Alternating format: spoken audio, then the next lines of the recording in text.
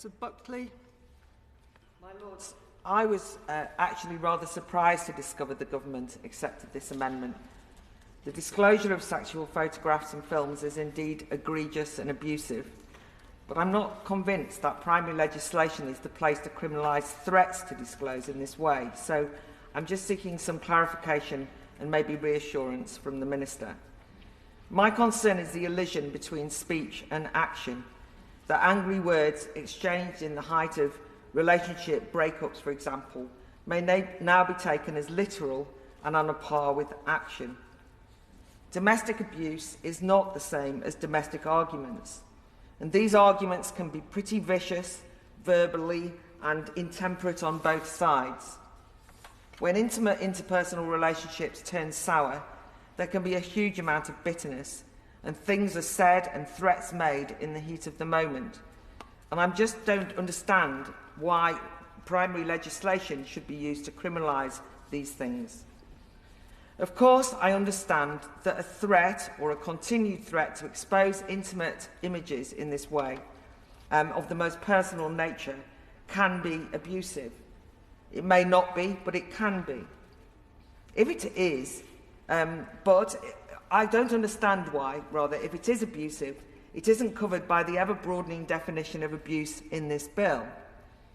If the threat is used as part of coercive control, for example, I'll publish these photos unless you do whatever, would that not be captured by the coercive control aspect of the bill?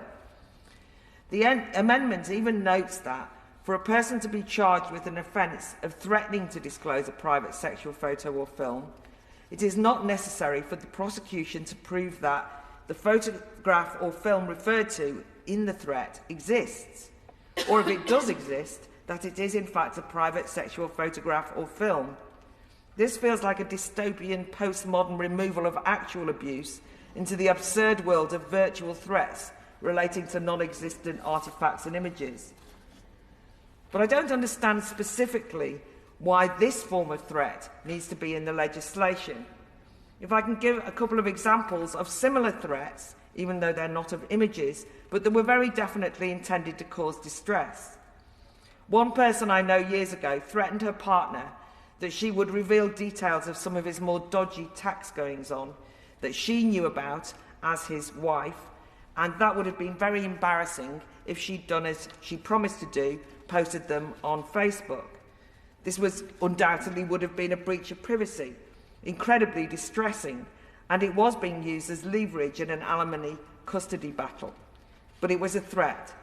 In another instance, a husband threatened he'd show his estranged wife's mother and friends his estranged wife's private letters to her then lover and expose her secret affair. These threats were horrible, but should they be illegal? I'm just worried that such grim threats can sadly be used, but then never acted on, and as such should surely have no place in the law courts. Because to note, in both these examples, the threats were never acted on. One couple separated amicably in the end, and the other couple reconciled and are happy to this day.